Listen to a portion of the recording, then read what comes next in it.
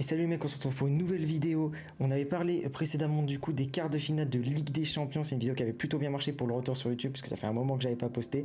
On se retrouve du coup pour la même chose mais version Europa League. Donc c'est les quarts de finale d'Europa League qu'on va utiliser dans cette vidéo. Donc on a des gros quarts de finale en plus. On a un Manchester United face au FC Séville qui est je pense le plus gros quart de finale qu'on va avoir à traiter. On a un Leverkusen face à l'Union Saint-Gilloise, la petite surprise belge de ces dernières années. On a un Juventus Turin vs le Sporting Portugal qui tourne plutôt bien au Portugal. Et enfin on aura un Feyenoord face à la Roma. Et on va commencer par ce dernier quart de finale, le Feyenoord face à la Roma. Feyenoord qui tourne très très bien en championnat, la Roma aussi.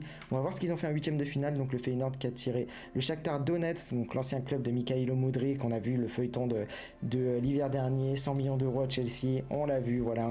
Un peu un moment compliqué pour les fans d'Arsenal, on va pas se mentir, mais bon, on le prend, on accepte. Du coup, ce match aller, du coup, qui a vu l'ouverture du score de Rakitski pour le Shakhtar Donetsk, qui pensait avoir fait le meilleur dans ce match, mais Bulodé qui vient égaliser à la 88e minute de jeu et permet à Feyenoord d'arracher le match nul dans ce match. Bon, on sait qu'il n'y a plus de but à l'extérieur, donc on va dire que cette égalisation, finalement, ça remet un peu les compteurs à zéro. Le match aller n'a plus trop d'intérêt, maintenant c'est le match retour qui va démarrer à 0-0. Ce match retour qui verra le Feyenoord faire un gros match, Jiménez qui vient ouvrir le score, Kokshu qui vient mettre un but puis deux buts à la 24 et 38e minute de jeu pour mener 3-0, Idrissi qui va aussi de son doublé au retour des vestiaires, 49e minute de jeu, 60e minute de jeu. Enfin, on a Jakenbash qui vient inscrire son but à la 64e pour mener 6-0. Et enfin, 7-0 grâce à Danilo. Il y aura quand même une réduction de l'écart de la part de Kelsey. On est quand même sur un score cumulé de 8-2 sur les deux matchs, qui est énorme pour le coup. Le Feyenoord qui a vraiment écrasé ce match. Simplement, le coach du Shakhtar qui ne savait plus trop où se mettre au fur et à mesure où les buts passaient. Compliqué pour le Shakhtar. De leur côté, l'AS Roma qui avait un quart de finale, un huitième de finale un peu plus relevé face à la Real Sociedad, un bon club espagnol de ces dernières années. C'est Stéphane El Shaarawy qui vient ouvrir le score à la 13e minute de jeu et Kumbula qui vient inscrire son but à la 87e minute de jeu pour marquer 2-0, faire le break dans cette double confrontation. Et ce sera tout du coup pour ce match aller. Au match retour du coup en Espagne, c'est un 0-0 tout simplement qui verra les deux équipes se départager sur un 0-0. Score cumulé 2-0 pour l'AS Roma, un peu plus timidement pour le coup que le Feyenoord, mais qui vient quand même valider sa qualification pour l'écart. Pour ce quart de finale du coup, le Feyenoord qui actuellement est en train d'écraser le championnat d'Eredivisie, ils sont premiers avec 5 ou 6 points d'avance sur l'Ajax, enfin grosse saison du Feyenoord, un peu plus compliqué pour la Roma en ce début de saison, même s'ils reviennent bien, ils sont 3e du classement, derrière la Lazio de Rome et le Napoli. Quand même, je vois quand même une courte tête avantage au Feyenoord grâce à leur 8e de finale explosif et au fait que tout simplement ils sont meilleurs dans leur championnat d'Eredivisie. Je vois quand même une avance pour le Feyenoord, même si ça risque d'être compliqué en Italie. On sait qu'il y a quelques années, l'AS Roma avait fait la remontada face au Barça, 4-0 chez eux, donc c'était un peu compliqué. Mais je mets quand même une petite pièce et avantage sur le Feyenoord. Je trouve qu'il joue bien, il tourne bien. Collectivement, c'est très fort, ça marque des buts, ça défend bien. En vrai, le Feyenoord peut le faire. Je pense qu'ils peuvent aller chercher ces demi-finales d'Europa League. Deuxième quart de finale, la Juventus face au Sporting Portugal. On va commencer tout simplement par voir ce qu'a fait la Juventus dans son 8e de finale, donc face à Fribourg, club allemand qui était dans le groupe du FC Nantes. Tout simplement la Juve qui tombe le FC Nantes au tour d'avant au 16e de finale. Fribourg qui était dans le groupe du FC Nantes qui a terminé premier de son groupe, un groupe avec l'Olympiakos et Karabakh. Voilà, gros groupe pour Fribourg qui a fait un gros travail. C'est la Juventus qui va ouvrir le score grâce à Angel Di Maria en feu dans cette Europa League après un gros match face au FC Nantes en 16e de finale. En 8e de finale, il réitère l'opération, un but à 0 pour la Juve à la 53e. Et ce sera tout pour ce match aller. Courte avance pour la Juve en Italie. En Allemagne, les choses ne seront pas différentes. Vlahovic qui vient inscrire un but sur penalty à la 45e minute de jeu, juste avant la pause. Et Chiesa dans les arrêts de jeu qui vient inscrire un but à la 90+5 pour permettre à la Juve de mener 2-0, victoire cumulée 3-0 sans encaisser de but, très propre pour la Juventus. De son côté, le Sporting Portugal, ça me fait un peu mal parce que comme vous le savez, je suis supporter d'Arsenal. Sporting Portugal du coup qui avait son premier match chez eux face aux Gunners, c'est Saliba qui va voir le score et qui en plus va se blesser dans la double confrontation au dos. C'est bien dommage pour les fans d'Arsenal. Ignacio qui va égaliser à la 34e et Paulinho qui va permettre au Sporting Portugal de mener 2-1 à la 55e minute de jeu. Morita qui va égaliser sur un CSC sur une frappe de Granit Xhaka qui était, on va dire, un peu chanceuse pour Arsenal. 2 buts partout, les compteurs sont remis à 0 pour le match retour à l'Emirates Stadium où Granit Xhaka va ouvrir le score à la 19e minute de jeu. Et l'égalisation de Pedro Gonçalves, je pense qu'on l'a tous vu, la frappe de pratiquement 60 mètres, Ramsdale qui peut pas faire grand chose, enfin, en tout cas qui est peut-être pas exempt de tout reproche là-dessus, mais qui ne la sort pas tout simplement. Énorme but de la part du Sporting Portugal et victoire au penalty du Sporting Portugal, 5-3. Voilà, gros match de l'équipe portugaise et gros 8e de finale pour cette équipe. Du coup, la double confrontation de ces quarts de finale, ça va être la Juventus face au Sporting Portugal, la Juve que je vois quand même avec un petit avantage, on va dire. Ils ont pris aucun but face à Fribourg, 3 buts à 0 en score cumulé.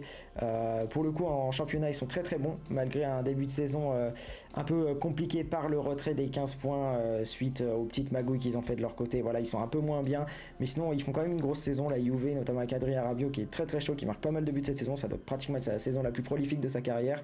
Du côté du Sporting Portugal, ils sont 4e du classement, derrière Braga, derrière le FC Porto et derrière le Benfica. Ils font quand même une grosse saison, mais je vois quand même un petit avantage à la Juve, simplement parce que la Juve c'est un peu plus solide, défensivement ça va être je pense plus solide. Après la fougue et la folie du Sporting peut-être les emmener au Portugal à aller chercher cette qualification. Ça risque d'être compliqué, je mets quand même du coup une petite pièce sur la Juve qui tourne vraiment bien cette saison, surtout avec André Di Maria qui est en feu dans cette compétition, donc pourquoi pas mettre une pièce aussi sur un but de André Di Maria. Je pense que ça peut se faire.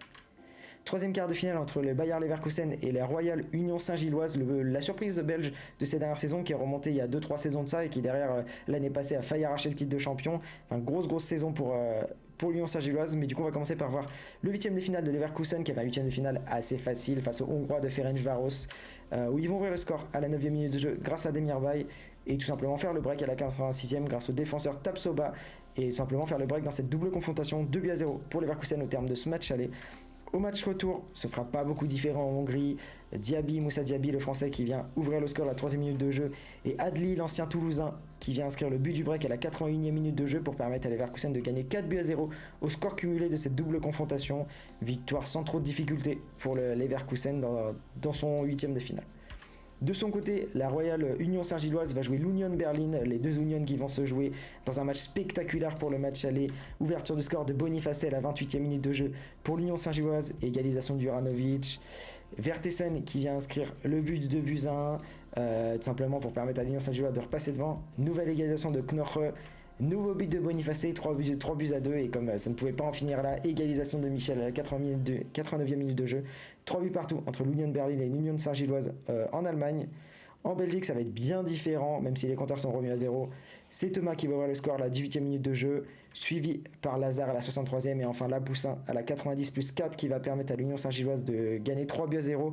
Une victoire large, une victoire méritée, une grosse victoire pour ce match retour malgré le gros match spectaculaire, un des plus gros matchs de ces 8e de finale au match aller. C'est l'Union Saint-Gilloise qui vient se qualifier. L'Union Saint-Gilloise d'ailleurs qui fait une superbe saison, qui est 2e au classement derrière Genk, qui a quelque chose comme 2 points derrière, ils sont vraiment très très bons, ils sont excellents en championnat. Leverkusen qui a un peu pêché en début de saison, qui commence à remonter un petit peu, ils vont aller arracher certainement les places pour la Ligue des Champions. Ça va être compliqué parce qu'il y a des équipes qui tournent vraiment bien en Allemagne, notamment l'Union Berlin, le Borussia Dortmund et le Bayern Munich, qui eux sont les 3 équipes qui vont se battre un peu pour le podium. Leverkusen peut aller chercher la 4e place pour aller chercher la Ligue des Champions. Ça va être compliqué, je vois quand même un petit avantage à la fougue de l'Union Saint-Gilloise qui fait vraiment une excellente saison en championnat, en Europa League, ils sont vraiment très très bons. Je me dis pourquoi pas permettre d'aller chercher la première demi-finale de leur histoire en Europa League. Ça peut être vraiment très très bien pour eux et je pense qu'ils peuvent le faire malgré quand même Leverkusen est toujours très solide, une victoire solide face à Ferencváros sans contestation ou quoi que ce soit. Je mets quand même une petite pièce sur l'Union Saint-Gilloise, en vrai ça serait bien de les voir gagner pour le coup. Dernier quart de finale est probablement le plus spectaculaire entre Manchester United et le FC Séville, le club anglais qui a eu son 8e de finale face à un club espagnol, le Betis Séville. Ouverture du score de Rashford à la 6e minute de jeu, égalisation de l'ancien joueur de Leicester, Ayoze Perez, et Anthony à la 52e, Bruno Fernandes à la 58e et enfin Weghorst pour un de ses premiers buts au club. Je crois qu'il n'a pas marqué beaucoup, je ne sais même pas s'il a marqué en championnat, mais pour le coup joli but de Weghorst qui permet à Manchester United de gagner 4 buts à 1 ce match aller et de pratiquement enterrer le match retour avec 3 buts d'avance. C'est vraiment compliqué pour le coup, et le match retour qui ne va pas déroger à la règle. Marcus Rashford qui va inscrire à la 56e minute de jeu, le but qui permet à Manchester United de gagner 5 buts à 1 au score cumulé. Victoire très solide des Red Devils sur cette double confrontation. Le FC Séville de son côté joue un match face au club turc du Fenerbahçe, match aller qui va se solder par une victoire 2 buts à 0 grâce à un but de Jordan à la 56e et un but de Lamela à la 85e. Victoire 2 buts à 0 qui leur permet de voir venir un peu pour le match retour. Match retour en Turquie qui va se voir solder par l'ouverture de score de Valencia à la 41e sur penalty, et ce sera le seul but de la rencontre. Malgré une victoire au match retour, le Fenerbahçe qui va se faire éliminer par le FC Séville dans ce 8e de finale d'Europa League. Du coup, ce quart de finale va opposer Manchester United au FC Séville, on l'a vu. Le FC Séville qui est moins bon en championnat cette saison, ils sont clairement moins bons. Et en huitième de finale, ils ont perdu le match retour face au Fenerbahçe, tandis que les Red Devils ont assez largement gagné leur quart de finale, 5-1 en score cumulé pour le huitième de finale, pardon. Ouais, pour le coup, Manchester United, je les vois gagner sans trop difficulté. Ils ont déjà sorti au tour précédent le Betis Séville, au tour d'avant, encore une fois, le FC Barcelone. Donc voilà, je les vois probablement aller au bout dans cette compétition et en tout cas déjà aller chercher les demi-finales face au FC Séville. Ça tourne bien, les joueurs sont en confiance devant. Même en championnat, ça tourne plutôt bien. Ils vont certainement aller chercher la Ligue des Champions aussi par le championnat. Donc pourquoi pas aller chercher la victoire en Europa League. Voilà pour ces quarts de finale d'Europa League. On a du coup, si jamais les pronostics s'avèrent bons, on aurait un Manchester United en demi-finale, un l'Union Saint-Gilloise, Feyenoord et la Juventus. J'ai pas vu exactement dans quel ordre est-ce que ça se joue en termes de demi-finale. Est-ce que ça a été tiré jusqu'à présent? Il faudra voir qui est-ce qui jouerait qui pour ces demi-finales. En tout cas, on fera certainement une vidéo un peu dans le même style, une vidéo un peu pronostic pour les demi-finales. Voilà. Si vous avez apprécié la vidéo, n'hésitez pas à me dire ce que vous en avez pensé, à me dire ce que vous voyez vous comme pronostic, quelle équipe vous voyez aller en demi-finale et peut-être quelle équipe vous voyez aller au bout. De toute manière, on fera les vidéos des pronostics des autres tours, donc vous en faites pas, on sera carré là-dessus. En tout cas, moi je vais m'arrêter là, je vous souhaite une bonne journée, une bonne soirée. Allez, ciao les mecs.